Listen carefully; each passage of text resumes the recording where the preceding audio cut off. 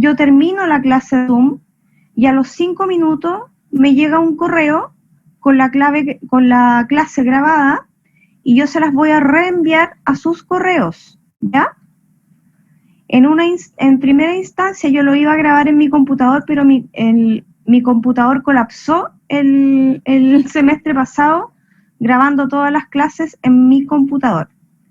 En algunas ocasiones lo puedo grabar, sí, cuando son temas más importantes y yo quiero tenerlo. Les va a llegar la clase grabada a su correo, ¿ok? Eso de tema general. ¿Qué más me olvido? Las cátedras, generalmente los coordinadores fijan las cátedras.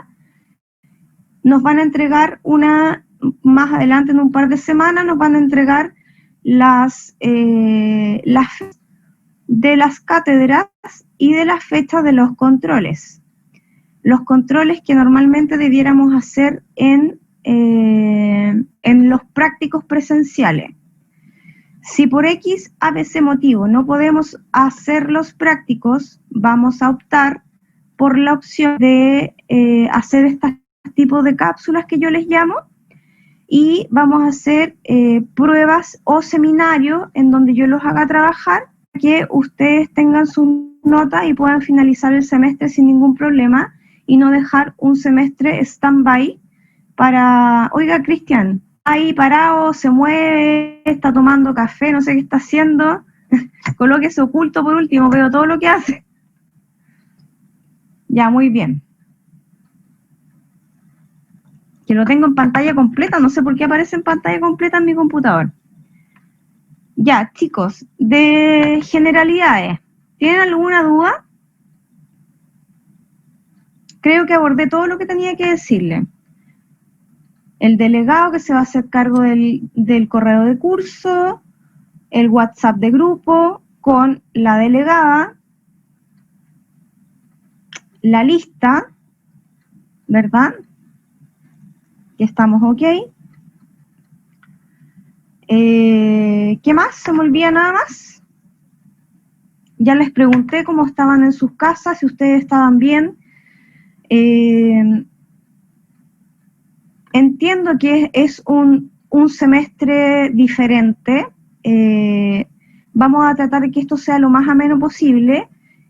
En cada clase, por eso me importa que ustedes bajen el programa y lo tengan, si no lo tienen impreso, lo pueden tener en su computador, para que en ese programa ustedes vayan viendo lo que yo voy a ir avanzando. En la medida que yo vaya ordenando esto, porque de verdad que yo terminé el segundo semestre hace una semana y un poquito, recién nomás.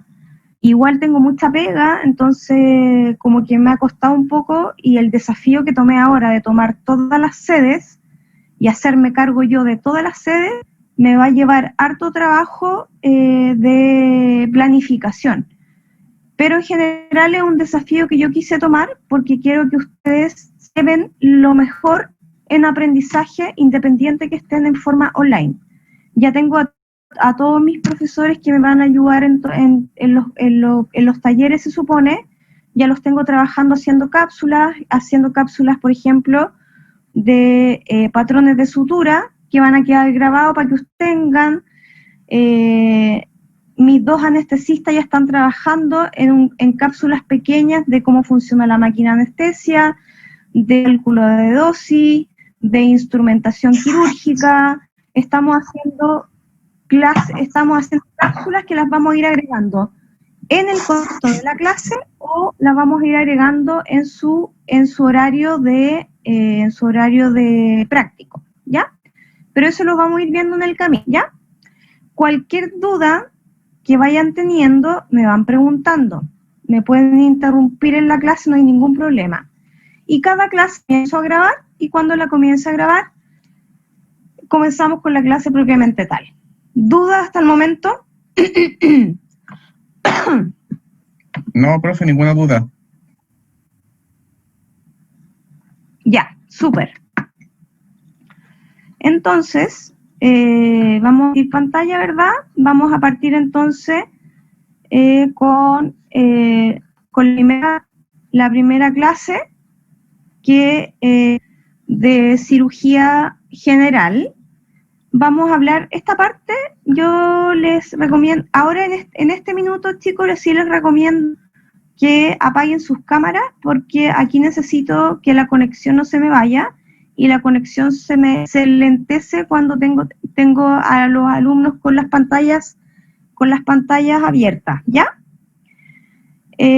Bueno, para los que no me conocen, soy la doctora Ana Alfaro, soy docente ya hace unos 3 años más o menos de la Universidad de las Américas.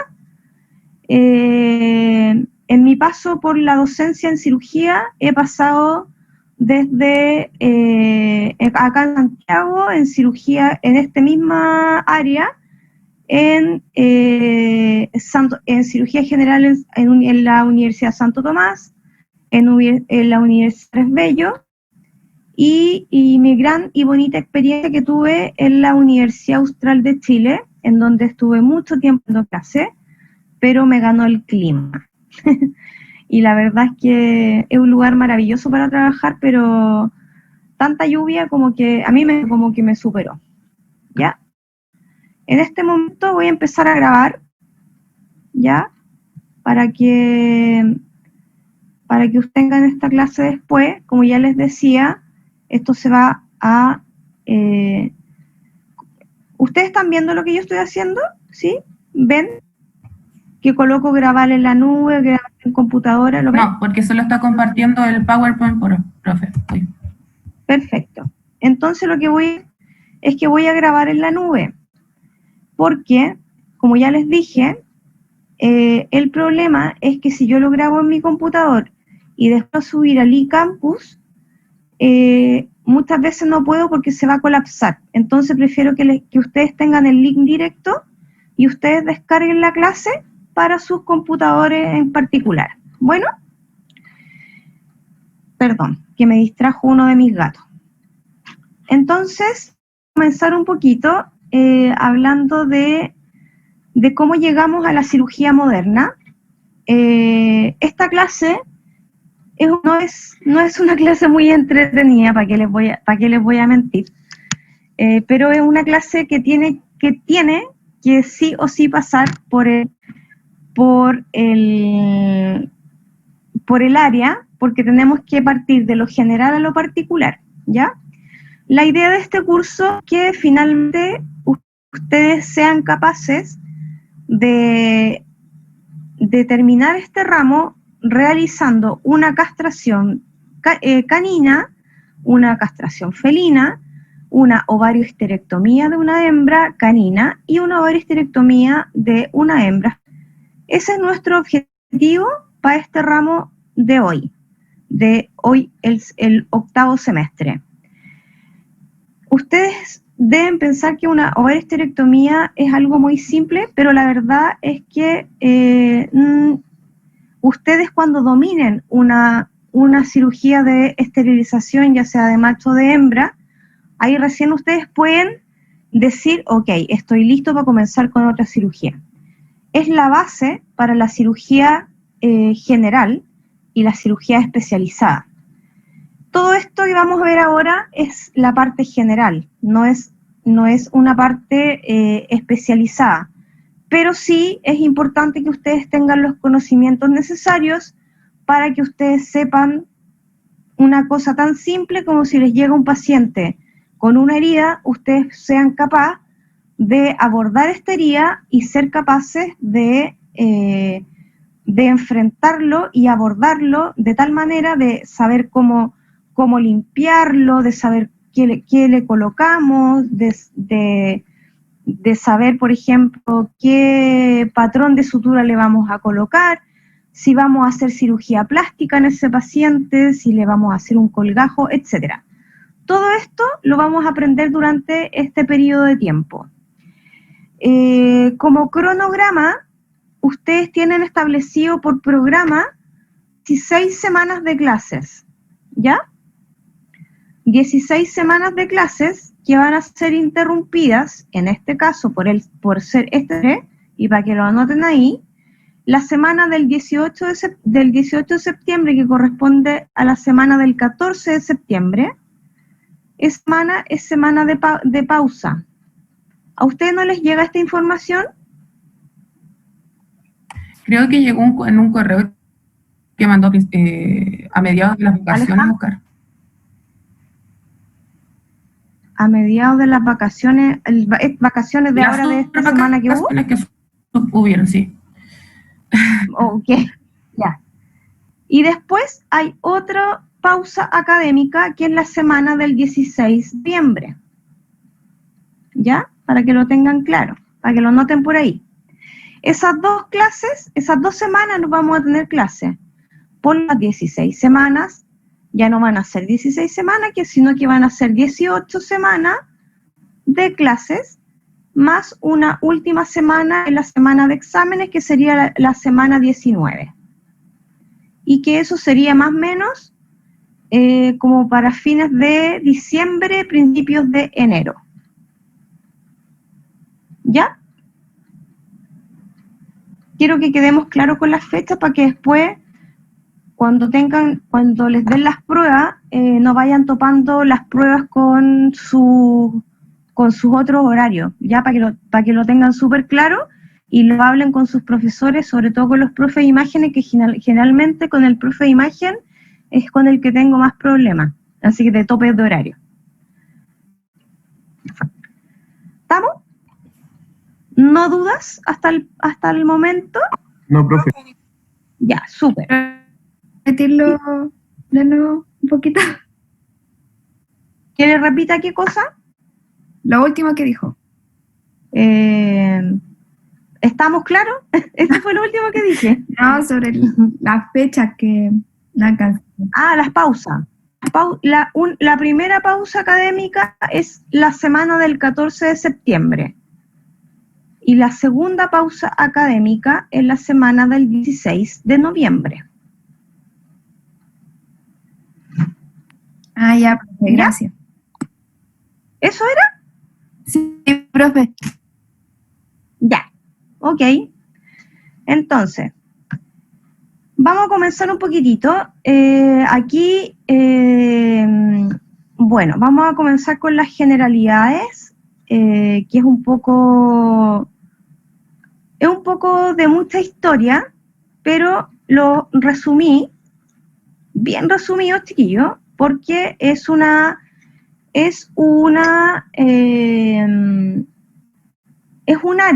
en que en verdad hay cosas que tenemos que saber, porque ustedes van a entender más adelante por qué ciertos instrumentos quirúrgicos o ciertos principios quirúrgicos llevan el nombre de persona.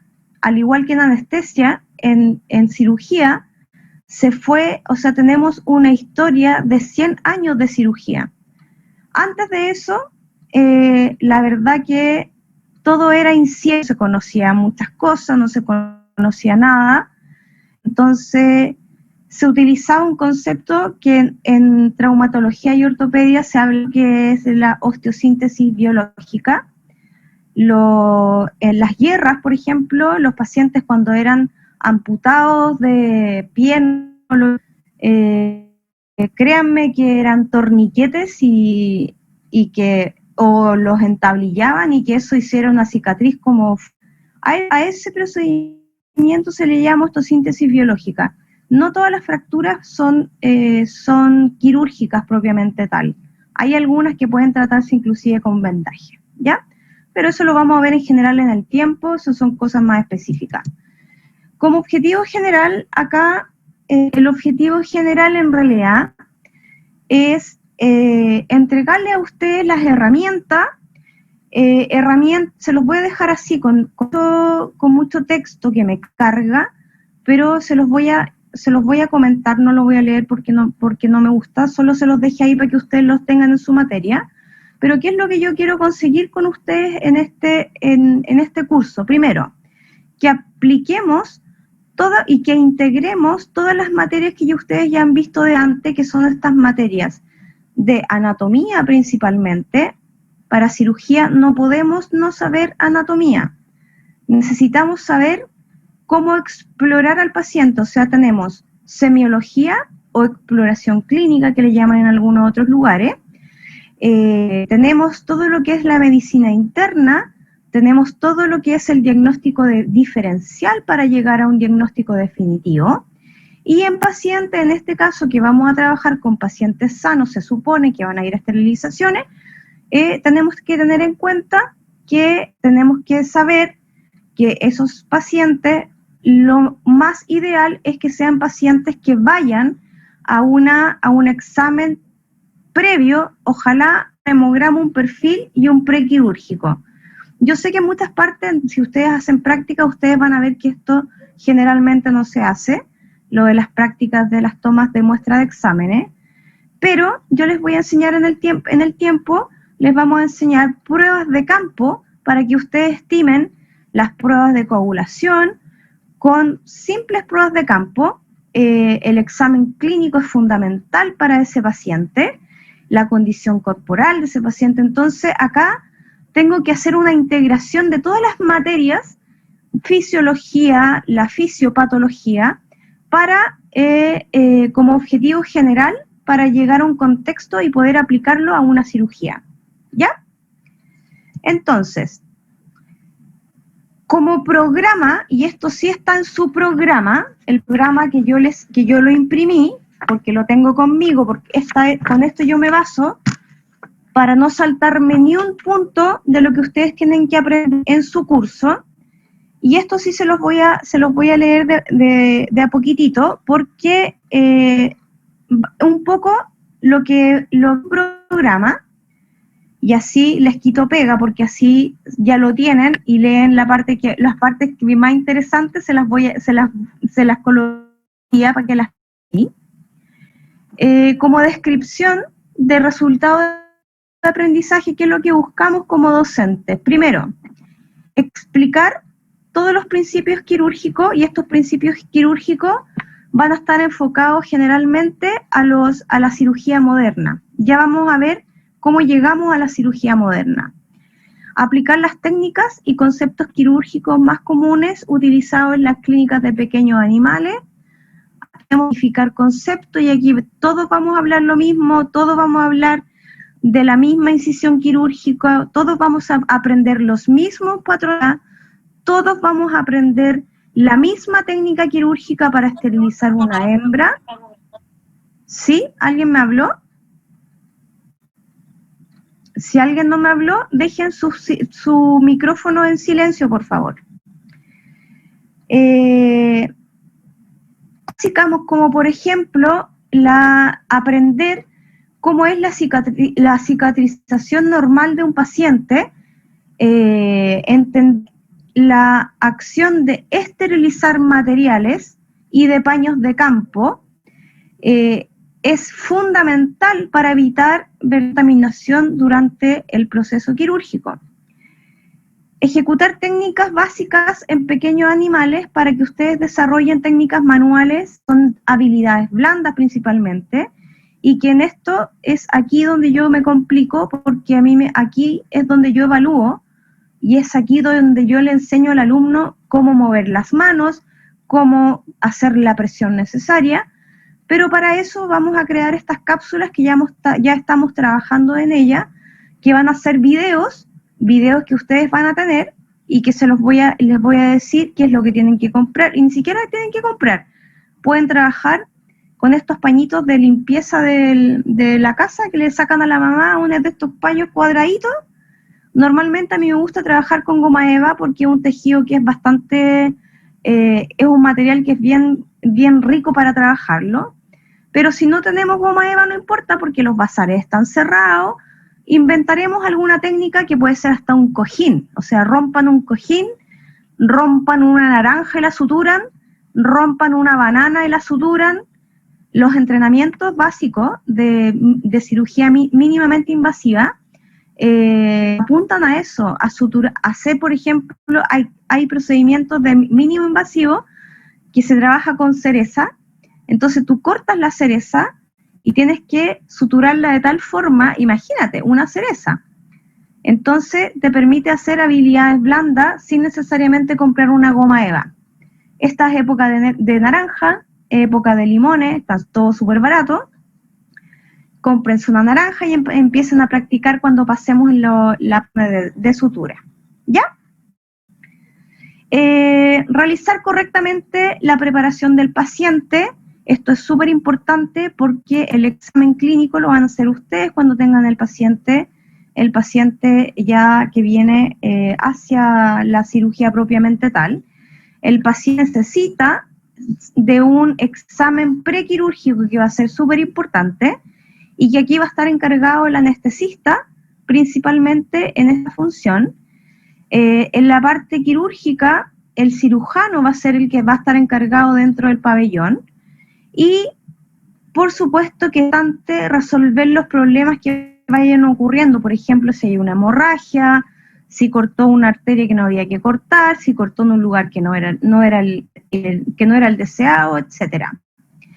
Y acá lo que tenemos que fortalecer, ustedes como grupo, tienen que trabajar en equipo. Entonces, y esto lo estoy colocando en un plano de que vamos a volver a hacer clases presenciales, ustedes tienen que formar grupo, idealmente por afinidad. Si ustedes no lo hacen, lo voy a hacer yo. Entonces yo voy a colocar a cualquiera de ustedes con cualquiera porque no sé quiénes son amigos y cuáles no. Entonces, si ustedes forman los grupos, es mucho más fácil porque así ustedes tienen la confianza y pueden trabajar mucho mejor como yo, ¿ya? Y aplicar conceptos de ética profesional, por supuesto que es súper importante en la toma de decisiones en el ámbito quirúrgico. Ejemplo, tenemos un paciente que es recogida de la calle, una paciente que llegó para histerectomía, que generalmente trabajamos acá en la estación experimental, trabajamos con la Municipalidad de Talagante, y llegan pacientes en donde el examen no nos arroja nada, y tenemos un paciente que, por ejemplo, va a ovaristerectomía, el paciente se hace la laparotomía exploratoria y encontramos vesículas. ¿Qué hacen ustedes ahí?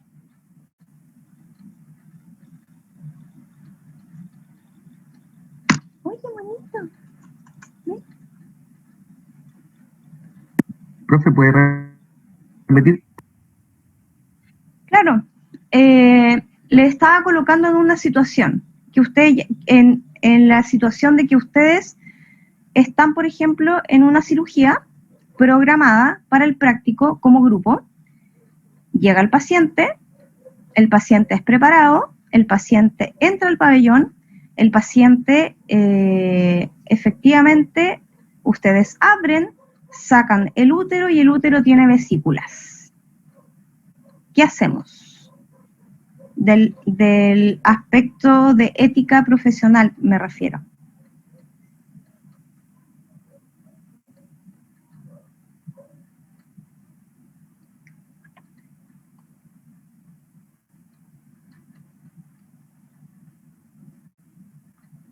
Es una pregunta difícil, porque a mí me pasa todavía hasta el día de hoy, pero quiero que ustedes no me dejen hablando sola.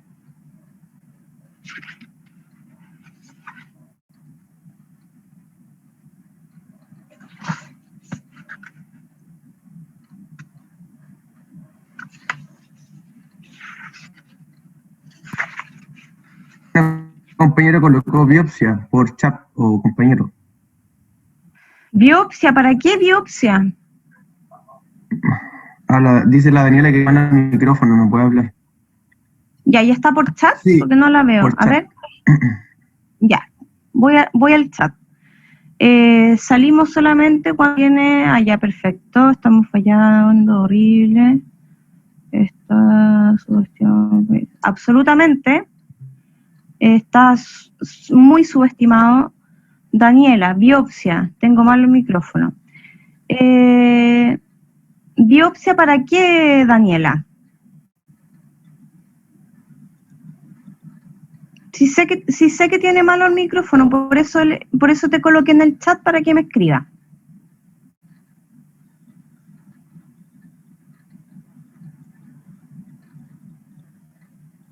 ¿Alguien más una respuesta Yo creo que me quiera hay decir? que terminar la cirugía lo antes posible y tratar de sacar adelante el paciente. Eso es como sería como el tema, tratar de estabilizarlo y ver cómo las posibilidades de que salga a flote la operación y que la recuperación de él podría ser. Sí, es que eso es algo súper cuestionable porque, por ejemplo, si yo lo hiciera, por ejemplo, y Porque me disculpa, ya está abierto en ese momento, pues. Entonces es- tendríamos que seguir con la operación porque o si no se podría agravar más el tema, pero grabar más, si las vesículas, ¿qué indican las vesículas? que tiene como principios de cáncer o algo así, puede ser. No, Bien. no, es algo más simple. La hembra está preñada. Ah, usted está hablando de eso. Ah, de vesícula. Le estoy hablando. Ustedes Ah, van a tener ovarios histerectomía de rutina y se van a encontrar muchas veces con pacientes que tienen ya. vesículas. Profe, entonces ahí igual es súper a criterio de uno, por el tema, sé que el tema del aborto quirúrgico, por el tema de que si bien las condiciones se encuentra el animal por un tema de bienestar animal también, por ejemplo, si es un perro callejero y vemos que está preñada, yo siendo consciente y yo haría la cirugía, por un tema para no generar más población canina en las calles, y en especial si es que está, ¿cómo es que se dice? Sobrepoblación, Pauli. Yo creo que también concuerdo. Control Eso. de población. se llama. Sí, y en especial en el estado igual el reproductivo, no reproductivo, en el estado de gestación que se encuentra la perra, porque los perros están a punto, tampoco Sí. es... Sí, me ha pasado en otras ocasiones donde yo veo que el paciente viene muy avanzado. La verdad que por eso es importante el criterio ético. ¿Cuál es la ética que uno hace? Si la paciente está a punto de parir, o sea, de verdad yo no tengo corazón para eutanasiar a todos esos bebés chiquititos. Ahora, si me llevan a la paciente cuando pasó 2 semanas de su celo y la de este porte, la verdad que ahí hago tripas corazón y se esteriliza nada más. Pero si el paciente lo van a llevar casi que va pariendo, claro que la decisión va a ser muy diferente. Y como tú dices, hay que tomar las consideraciones a y por haber. Si la paciente es de una casa y una casa y se hacen responsable, perfecto. Abro y cierro. Pero si la paciente fue de la calle para ser esterilizada y me encuentro con esto, ¡ay! Es terrible. ¿Ya? Pero aquí es donde aplicamos todos estos conceptos de ética profesional y donde tenemos que ser capaces de ser médicos, pero a la vez también ser críticos y llevar esto por un buen puerto y, como alguien dijo por ahí, ver todo el contexto y no solo el objetivo que ahí hay bebés, perritos o gatitos o lo que sea. ¿Ya? Entonces, avancemos un poquito más.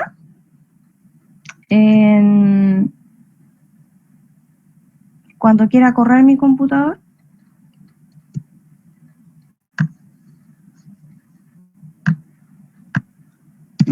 Ya.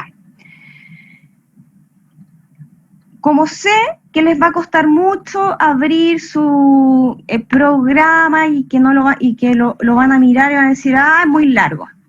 Entonces yo le hice un resumen de lo que vamos a ver en general. Vamos a ver 6 unidades dentro del curso de cirugía general. La primera unidad, que es la introducción propiamente tal, donde vamos a hablar cómo llegamos a la cirugía moderna. La unidad 2, que vamos a hablar de los principios de la cirugía moderna. La unidad 3, vamos a hablar de analgesia, anestesia y reanimación. Acá esta unidad es súper entretenida porque acá yo les voy a traer anestesistas de verdad y les voy a traer lo más moderno en cuanto a la anestesia, analgesia y reanimación. Entonces van a ser clases hechas por especialistas para que ustedes tengan los datos muy actualizados. Vamos a hacer cápsulas de cómo usar la máquina de anestesia. Si no tengo máquina de anestesia, les vamos a enseñar cómo hacer anestesia contiva, con y sin bomba de infusión. O sea, les vamos a enseñar, vamos a tratar de entregarles la mayor cantidad de herramientas para que ustedes tengan esto para la vida y les sirva para que lo apliquen cuando volvamos a ser cuando volvamos a ser mundo normal, si es que esto vuelve a ser normal alguna vez. Creo que vamos a tener que aprender a vivir con esto. Creo que cada día va a ser un poco más complicado, pero les vamos a entregar todas las herramientas y por eso yo estoy modificando todo y por eso acepté este desafío, porque yo quiero que cada clase quede expresada no solo con plasmado un texto, sino que quede plasmado también lo que hacemos a diario. O sea, yo como cirujano, lo que yo hago a diario, voy a tratar de compartirles las cosas más entretenidas que hago en la semana. Y de todo, por ejemplo, anoche me pretendía dormir temprano y me llaman cuerpo extraño. Ya, me levanté, fui al cuerpo extraño, coronta de choclo. El perro se comió una cazuela y se comió el choclo. Así que le saqué la coronta de choclo que estaba en el intestino delgado. No tengo fotos ahora porque las tiene mi anestesista y no me las mandó, así que pero se las voy a ir mostrando. Entonces la idea es que cada vez que tengamos esta clase yo les puedo ir mostrando, mira, esto hicimos en la semana. La idea es que yo les vaya mostrando no la teoría, sino que les voy mostrando lo que se hace, de lo que nosotros estamos aprendiendo, se hace a diario cuando uno decide ser cirujano, ¿ya? Después viene la cuarta unidad, que vemos los fundamentos de reparación. Acá vamos a ver todo lo que es que ver con la cicatrización. Acá les voy a hablar de cirugías plásticas y les voy a enseñar que va en conjunto con los fundamentos de reparación, porque a veces tenemos extensiones muy grandes de tejido que no podemos unir fácilmente. Entonces les voy a pasar una clase de cirugía plástica que es muy entretenido y que lo pueden aplicar en todo paciente, en todos los pacientes. Y le estoy hablando desde un paciente hámster hasta un paciente elefante. Todo es aplicable, ¿ya? Luego vamos a pasar a la unidad 5. En esta unidad 5 ya a ustedes les encanta porque ya entramos directamente, entramos en la parte quirúrgica, en donde les enseñamos, ¿verdad?, los tipos de abordaje, les enseñamos cómo hacer la esterilización de una hembra, de un macho, etc. Y la unidad 6, en donde ya tienen definitivamente ciencias del sistema reproductivo, en donde ya debiéramos estar desconfinados y en donde acá ustedes son los protagonistas y yo soy el espectador. Yo miro y observo cómo ustedes trabajan. Entonces ustedes se tienen que dividir y todos van a tener una función. Ya lo vamos a ver más adelante cuáles son los componentes del equipo quirúrgico. Entonces cada uno de ustedes va a tener una función.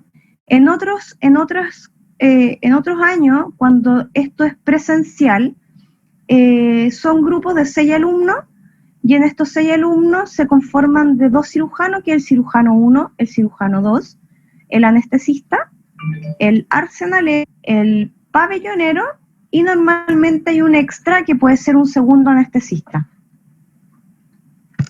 ¿Ya?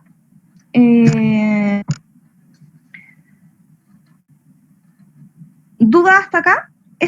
Acá es lo que hoy tenemos que hacer, es como qué es lo que en qué vamos a trabajar en el curso, ¿ya?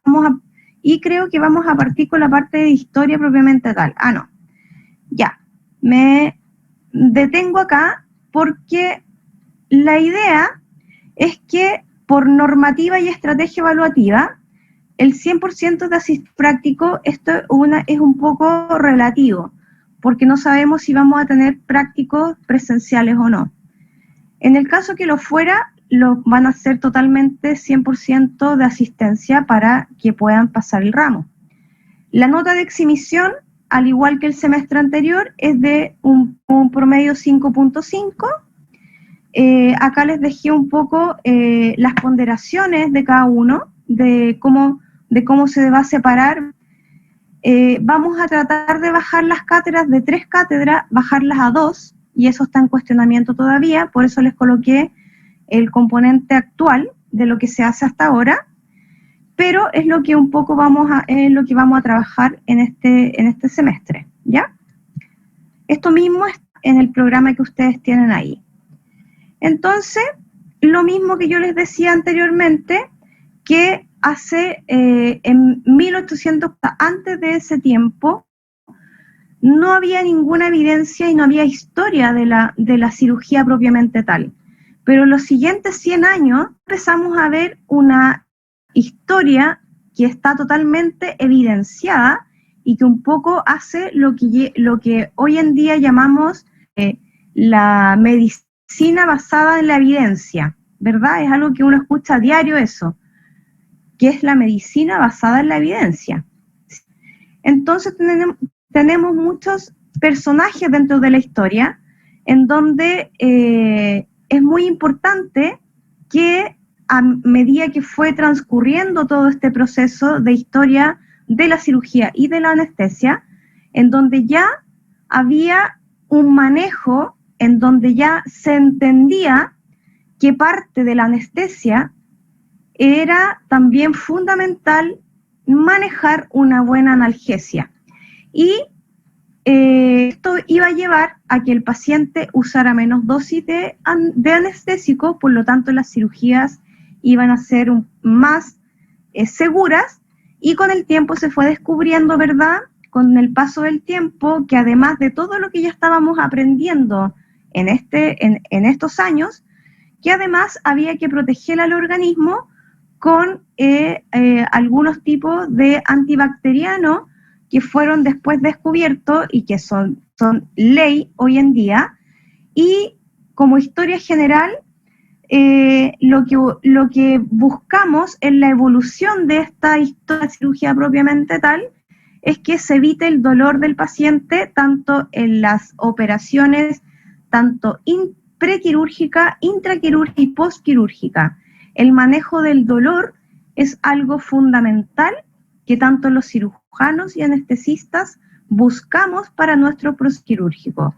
Yo que me dedico a traumatología, yo lo que necesito es que mi paciente entre sin dolor, esté sin dolor en la cirugía, salga sin dolor de la cirugía. A los que les gusta la fauna silvestre o los animales exóticos, un paciente exótico que entra a una cirugía y despierta con dolor, por ejemplo, es un paciente que va a hacer un caso que se llama en ello efecto presa. No sé si alguien lo ha escuchado alguna vez, el efecto presa. ¿Alguien sabe de animales exóticos? ¿Les gusta?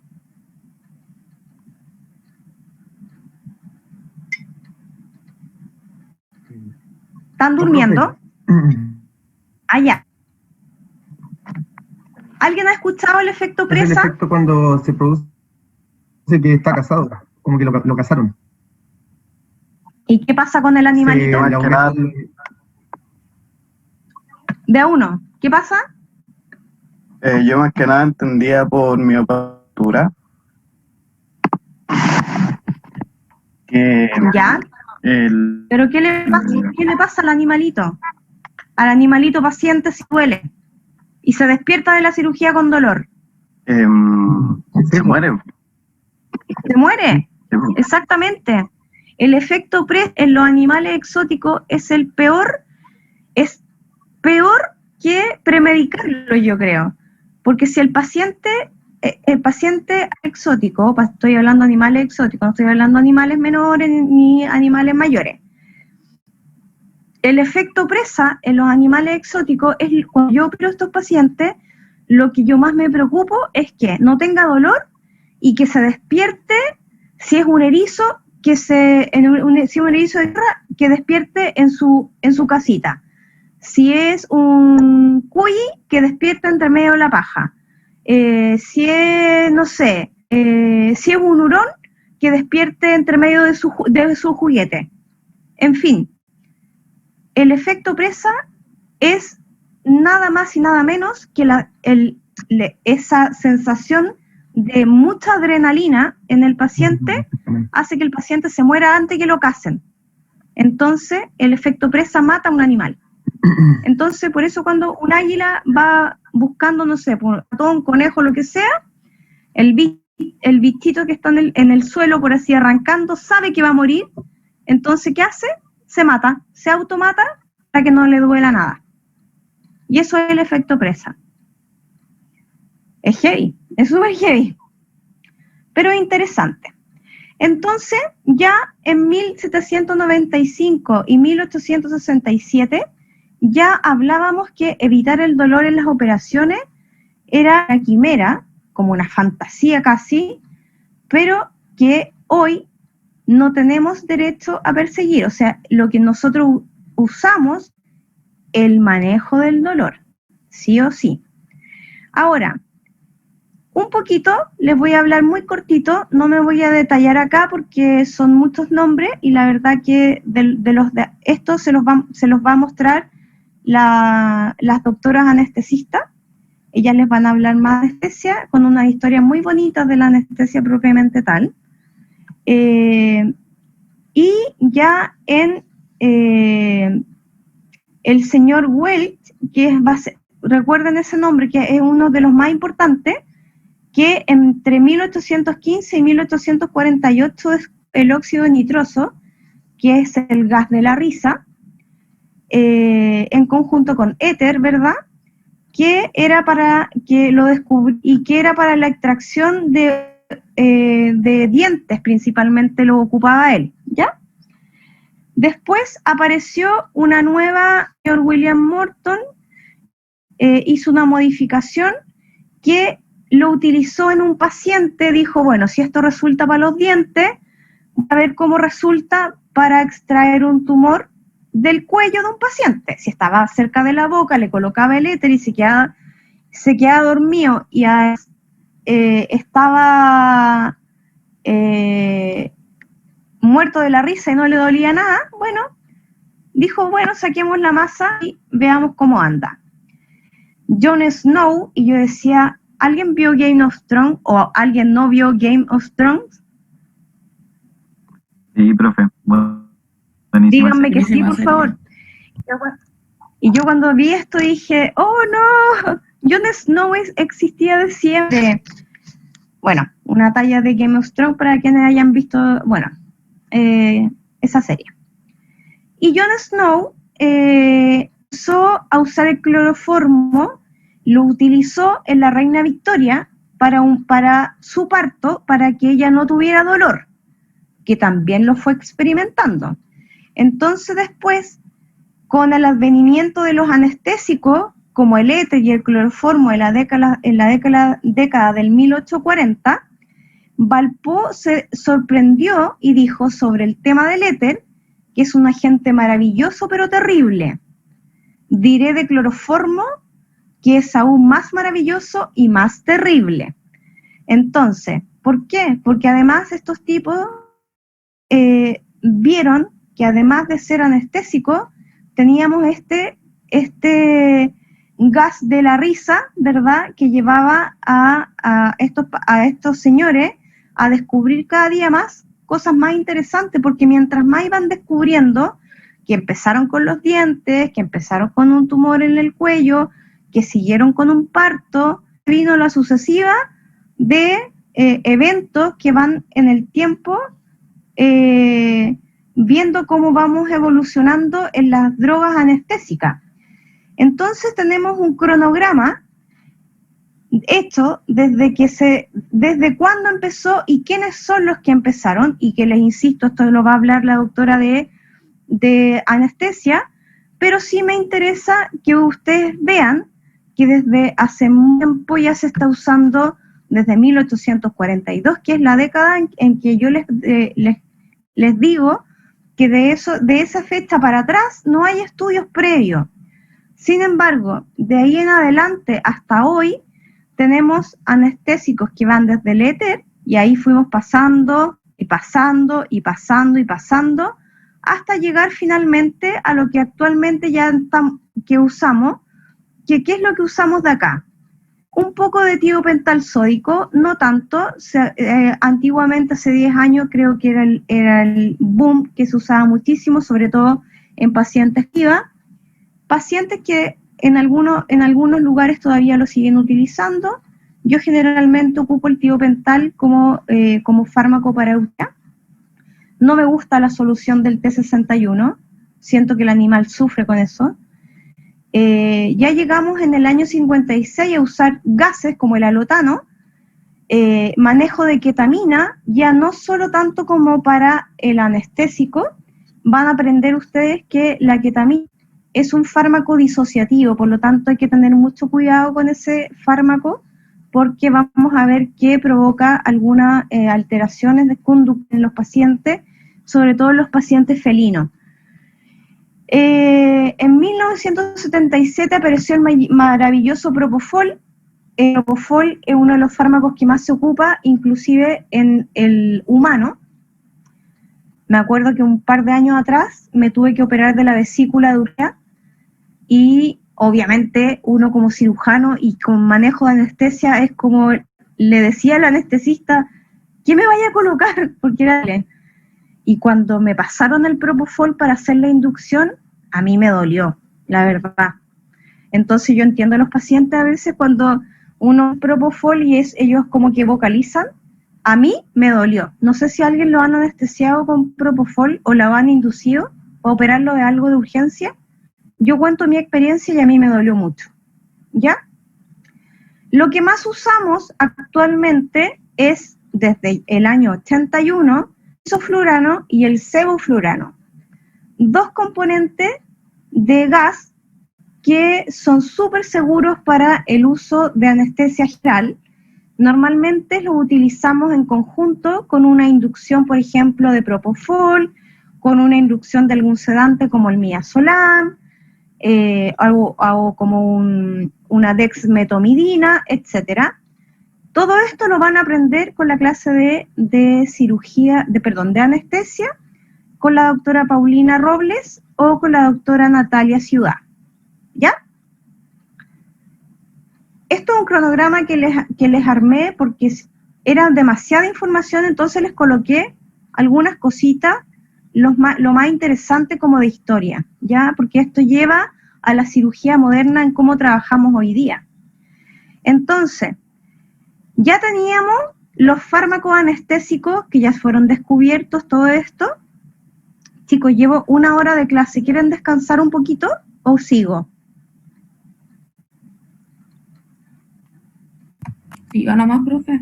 No, profe, siga nomás. ¿Sigo nomás? Estaba metido. Es que no quiero que se me queden dormidos porque como no los veo. Ya. Entonces, después, dentro de todo este proceso de la historia, aparecen más personajes que por supuesto nos van a influir en que ahora ya tenemos a personas que descubrieron que podían hacer procedimientos sin dolor, que podían hacer extracciones de masas sin dolor. Pero teníamos un siguiente problema. El paciente se contagiaba y moría de septicemia. Entonces ahí aparecen nuestros padres de toda microbiana, ¿verdad? Expresada entre el 1822 y 1895, donde Louis Pasteur descubre, ¿verdad?, todo lo que es los antimicrobianos. ¿Alguien me está hablando por chat? No. Lister, ¿verdad?, que es el padre de la antisepsia moderna, en donde él fabrica todo lo que es la esterilización por calor seco. Y aquí estamos hablando de los hornos llamados Pupinel. ¿Se acuerdan? ¿O los han escuchado una vez? ¿Los Pupinel? No. Los Pupinel es como un horno de esterilización que funciona con calor seco, lo vamos a ver más adelante. Entonces tenemos a Luis Pasteur, que fue nuestro padre de los antibióticos. Luego tenemos al señor Joseph Lister, que él dijo, ok, podemos hacer una terapia antimicrobiana, pero es muy importante también que tratemos la antisepsia. Entonces, ¿cómo hacemos la antisepsia moderna? Y él diseñó una esterilización con calor seco. Después, el señor Semmelweis, en 1818 y 1865, dijo, ok, podemos tener el antibiótico perfecto, podemos hacer una antisepsia perfecta, dado por estos otros dos caballeros de antes, pero hey, si nos lavamos las manos, vamos a tener menos contaminación y vamos sumando cosas al proceso quirúrgico. Miren qué interesante, cómo se fueron dando cuenta de cómo agregar más cosas. Luego, el señor von Begermann, entre 1836 y 1907, él dijo, a ver, chiquillos, todo lo que yo estoy haciendo anteriormente es perfecto, pero yo, como señor Ernst von, descubrió en ese caso, que hay bacterias que resisten el calor seco. Entonces, él decidió crear el autoclave que funciona con vapor húmedo y que además trabaja con presiones atmosféricas, que las vamos a ver adelante, con ciertas temperaturas y con ciertos grados con distintas de presión, y con eso él descubrió que la probabilidad que quedara algo viviente dentro de este aparataje era casi de un 0,01%, o sea que quedaba súper estéril, ¿ya? Y después aparece este señor Halsted, que es un señor súper clever, que lo van a encontrar de este nombre, grábenselo mucho porque lo van a encontrar en nombres de instrumentos, en muchas cosas. Y dijo, el señor Halsted dijo, ok, yo me puedo lavar bien las manos, pero las manos me pueden quedar contaminadas, porque las manos no las puedo meter al autoclave, porque el autoclave me va a hacer casano. Entonces dijo, agreguemos guantes quirúrgicos estériles. Y así llegamos a la historia de la esquía moderna, en donde tenemos a este señor Halsted, que inventa muchas herramientas, ¿verdad?, de conceptos como tales como la hemostasia, en donde se ocupan pinzas de hemostasia, que son pinzas de pared, el uso de vendas elásticas para proteger a las heridas, bloques sanguíneos para hacer hemostasia propiamente tal, y aplicar cauterio, que en este caso no era con un electrobisturí, que era tan simple como colocar, como marcan a los caballos, colocar una pinza en el fuego y cauterizar la zona, y que esto se hizo mucho en la Guerra Mundial, cuando tenían que trabajar con esos pobres humanos ahí que se fracturaban y sangraban, y era así nada más, ¿ya? Entonces, gracias a la anestesia y gracias a todo lo que hemos visto hasta ahora, donde todos estos señores que fueron agregando desde el éter y que fuimos progresando entre, ok, anestesiamos, sacamos dientes, perfecto, podemos sacar masas, perfecto, pero se contaminan. Entonces Luis Pasteur dice, pero hagamos un antibiótico. Y Lister dice, perfecto, pero además podríamos agregar algo para esterilizar. Y después aparece este otro señor y dice, esterilicemos, pero esterilicemos con autoclave. Y después aparece este otro señor y dice, hey, usemos guantes. Entonces, gracias a la hemostasia, el control de infecciones, la rapidez del cirujano, con el tiempo, el entrenamiento te da la rapidez, no es algo que se adquiere de inmediato. El cirujano evolucionó a la calma, prudencia, minuciosidad, y que es lo que nos caracteriza hoy en día. Uno puede estar en un evento súper traumático que por ejemplo tenemos una hemorragia activa en el abdomen y el cirujano tiene que mantener la calma, tiene que mantener su equipo tranquilo. Un primer cirujano alterado no sirve. El primer cirujano siempre tiene que estar con la cabeza fría aunque esté quedando la escoba, porque es él quien dirige la cirugía. ¿Ok? Entonces, este señor William Halsted, y que me encanta, porque él creó los principios de Halsted, que son los principios que es la Biblia. Y nótenlo por ahí con un asterisco, porque es algo que siempre se pregunta. Principios de Halsted, ¿ya? Este señor William Halsted es un cirujano y investigador. Él diseñó los bloqueos regionales por inyección de las raíces nerviosas.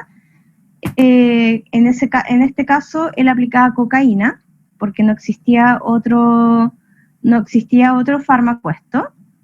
Los grandes avances en el desarrollo de técnicas quirúrgicas para las glándulas tiroides, porque él sacaba masa, pero no sabía qué es lo que estaba sacando. Pero en verdad él sacaba, había mucho bocio en esa época, y sacaban las glándulas tiroides, ¿verdad? Después ya avanzó mucho más y empezó a sacar glándulas mamarias, hernias, etc. Después se hizo aporte técnico en materiales de sutura. Entonces este señor dijo, voy a inventar algunos materiales que me sirvan para hacer toda esta cirugía. Y entonces este señor creó los principios de Halsted, que son 7, y estos son la Biblia de cada cirujano. Y esto se va a preguntar a cada rato, ¿ya? En cualquier minuto yo les voy a preguntar, principio de Halsted.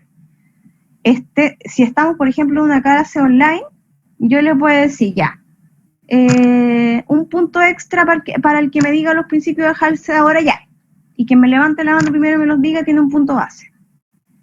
Se los tienen que aprender, porque es súper importante que lo aprendan, chiquillos, ¿ya? Entonces, ¿cuáles son los principios de Halsted? Esto quiero que lo piensen como si estuvieran haciendo una cirugía, porque si bien es cierto son 7, tienen un orden lógico de cómo ellos se aplican. Miren, estricta técnica aséptica, que es lo que yo primero hago en el paciente, tricotomía y lavo al paciente. Luego, manipulación delicada de los tejidos. O sea, hice una incisión magistral, ya vamos a entender qué significa eso.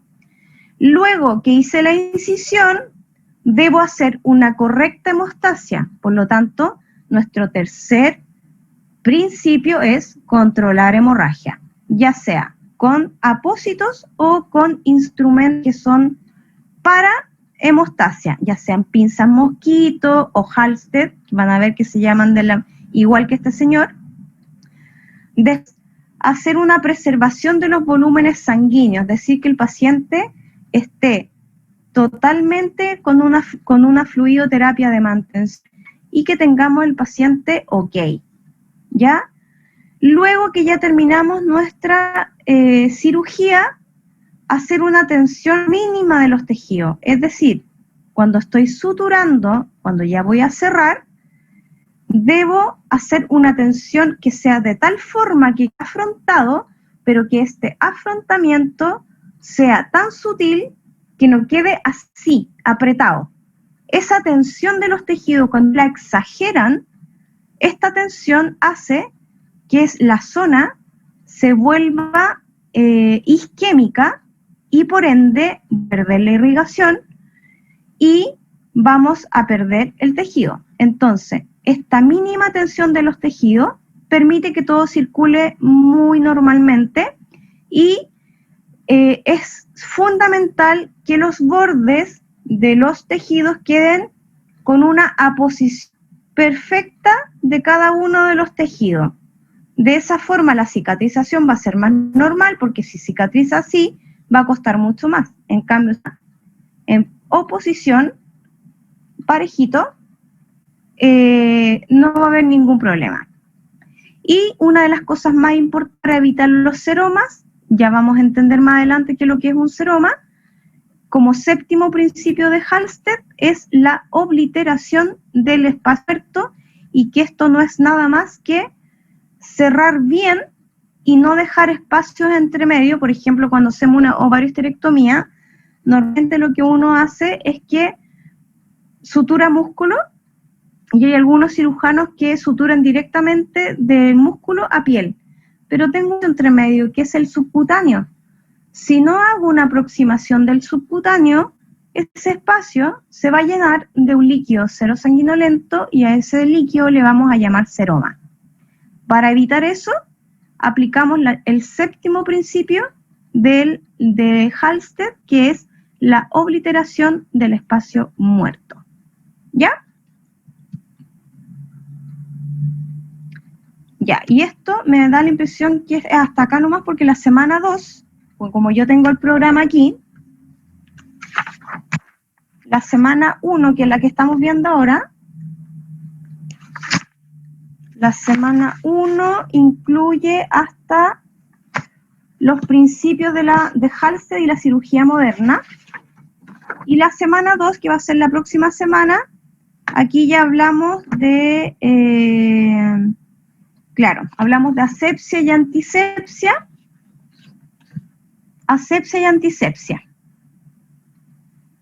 ¿ok? Esto lo vamos a ver la próxima semana porque es un poquito extenso. Sí, aquí paramos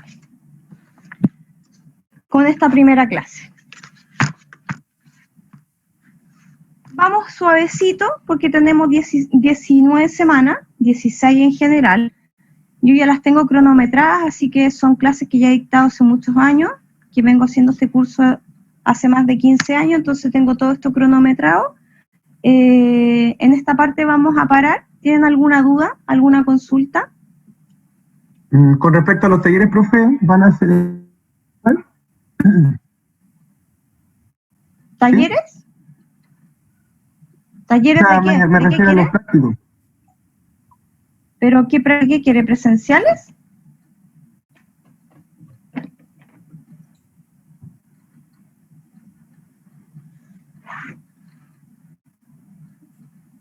¿Quién me habla?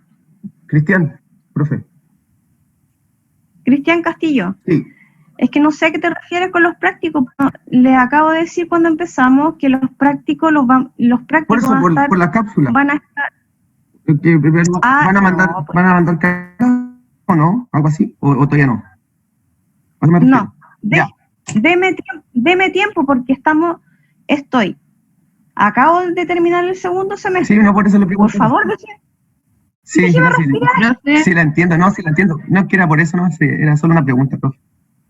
No, sí, lo que pasa es que vamos a ver las cápsulas y estas cápsulas las tengo que mandar a Francisco Arias, que él es de Viña, el director de escuela de Viña. Y él toma todas las cápsulas y las lleva a su centro de computación o de no sé quién, y edita las cápsulas. Entonces les coloca música bonita, las edita, quedan bonitas. No es llegar y poner un video así como, pues, tiene que ser algo bonito, algo que les va a quedar ahí para siempre. Entonces, yo preparo la cápsula en bruto, le mando la cápsula en bruto al doctor y el doctor la edita y después yo la presento con ustedes. Profe, ¿Ya? consulta. Esa es la dinámica. Entonces el jueves, que sale por taller, no nos deberíamos conectar. No, yo les voy a avisar cuándo nos vamos a conectar. Consulta, profe, este tema de la grabación y la clase, ¿está subida o ahora la va a subir día? Es que hay ciertas cosas que no alcanza a notar por eso. El PPT. Entró más tarde. No, entra a las 8:30. Ya, es que repetí todo el rato que les dije. Al PPT, profe, yo creo. ¿Al Power? Sí, al Power. Ah, ya. Sí, ningún problema. Vamos a colocar esto. Profe, eso le iba a hacer una consulta yo, si usted podría subir las clases antes de cuando la tengamos presencial, para así como preparar antes el tema. ¿Ya? Ok. Gracias. Déjeme que estoy anotando todo. Lo que pasa es que como este era el primer práctico, yo a ustedes no los conocía todavía, como que nada que ver que les mandara una clase si no habíamos hablado siquiera. Entonces, yo siempre mando las clases antes, pero me parecía como era una clase como de ver el formato del curso, creo que no era una clase que tenía que prepararla, era una clase, esto es totalmente introducción de todo. Bienvenida para ustedes, que aprovechemos y aprendamos lo que más puedan, estrújenme con conocimiento, pregúntenme lo que quieran, aprovechemos las clases. Yo sé que estamos en un proceso en que está súper complicado todo, pero yo voy a dejar todo para que ustedes aprendan lo que más puedan con cápsula y todo eso, ¿ya? Tengo un link yo porque quiero que esto se transmita para todas las sedes. A todos les voy a hacer lo mismo. Estoy coordinado con los doctores de Viña, en que además yo quiero que todos veamos la misma materia, que no una sede tenga una cosa y que otras tengan otra. Que pasó años atrás, que era abismante la diferencia de algunos cursos con otros. Entonces yo tenía a veces con grupos de 20 y de pronto yo miraba mis clases y tenía, no sé, 47 alumnos conectados. Entonces claro, después ellos me decían que claro, como mis clases eran un poco más elaboradas, ellos preferían entrar a mi clase, pero tampoco era la idea. Entonces yo lo que busco con esto es que ustedes en su hora de clase van a ver lo mismo que va a ver el alumno de la Florida, que va a ver el alumno de Providencia, el que va a ver el de Maipú, el que va a ver en Viña y el que va a ver en Concepción, va a ver la misma clase que ustedes están viendo. ¿Ya? Entonces todos ustedes van a tener la misma información. Por eso lo de las cápsulas no puedo llegar y mostrarlas y hacerlas al tiro, porque van a ser cápsulas que van a tener todos por igual. Va a ser todo por igual para ustedes. ¿Ya? ¿Les parece? Sí, profe, muchas gracias. Muchas gracias. Tengo un súper desafío por delante en entregarles lo mejor que yo pueda entregarles. Espero que lleguemos a la parte práctica, que sería maravilloso. Esperemos que esto pare. Creo que cada uno es responsable también de ser responsable en cuanto al autocuidado. Y en la medida que lo entendamos como ser humano, esto no se va a acabar y va a seguir así. ¿Ya? Me pasé un poquito más de los 60 minutos porque yo le dije a la decana que para mí encontraba que era muy poquito los 60 minutos. Fíjense que ya son las 10 de la mañana, o sea, llevamos 1 hora y media, llevo 30 minutos extra, pero esto es de la semana 1. No quiero que veamos nada más que esto, porque en la segunda clase ya entramos de lleno con la parte más quirúrgica. vamos a ver ya lo que venía a continuación, que son los principios de los principios que ya los vimos. Vamos a empezar con conceptos de esterilidad, vamos a ver lo que es asepsia y esterilización, o sea, que son temas ya bien, y esto, si quieren, se los puedo subir ahora, y les subo esta clase, les subo, porque a los 5 minutos que terminemos el Zoom, se los voy a enviar a su correo, a cada uno de ustedes, y enviar esta clase y la clase grabada. ¿Les parece? Sí, profe, muchas Ya, gracias. profe, gracias. Lo otro, muy importante, que para las próximas clases, siempre yo les voy a estar entregando la información previa el día anterior y nunca les voy a enviar una link el mismo día. Me parece una falta de respeto para ustedes. Siempre se los voy a enviar.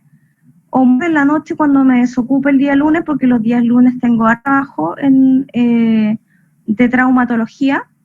Entonces, pero cuando yo me desocupo, siempre les voy a enviar la información del link a este Zoom, que es mi Zoom. ¿Ya? No voy a cambiar mi contraseña, no voy a cambiar el ID, es el ID. Por ende, no voy a cambiar la contraseña. Si es que se quieren conectar de otro lugar, ocupan el ID, que se los dejé grabado en su correo, y mi contraseña, que son 2 números y 3 letras, creo. ¿Ya? ¿Estamos? Ya. Si no tienen más dudas, lo dejamos hasta acá. Les voy a subir en un ratito más. Voy a hacer un cronograma, porque quiero ver todo el tema, quiero que me manden luego la fecha de las pruebas, porque yo creo que ahí va a ser un tema complicado, el tema de las pruebas. Me complica porque, por una cosa súper simple, a todos yo les voy a hacer la misma clase, por ende a todos yo debiera hacer la misma prueba. Realmente, ustedes, que son los primeros, me van a quedar en desventaja con los alumnos que les toca el viernes, por ejemplo. Me refiero a ustedes. Porque si yo aplico la misma prueba a los alumnos del viernes, lo más probable es que ya van a saber todas las preguntas y respuestas que ustedes tuvieron el día martes. ¿Sí o no? ¿Habían pensado en eso? No, profe. Entonces, mi idea, y para que sea equitativo para todos, como yo voy a ser el titular y voy a ser el profesor de cátedra de todas las sedes, voy a plantear que la prueba que realicemos, 1, 2 o 3, las que sean todas un mismo día y un día en que sea, y chiquillos, yo he hecho prueba un día sábado una vez, hice con un grupo, porque no teníamos conectividad el viernes y fue imposible, y hicimos la prueba un día sábado a las 9 de la noche. Así hicimos la prueba. Entonces, yo no tengo ningún problema en hacer una sola prueba para todos los cursos y que sea la misma prueba para todos, y así todos están en igual ventaja. Alguien me escribe en el chat. Son los números de teléfono, profe, para el grupo. Estaba tomando. Ah, ya, ok. Ya, voy a dejar de grabar.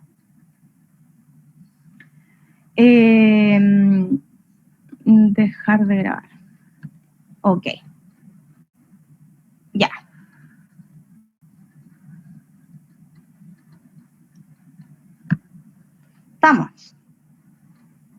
Estamos listos.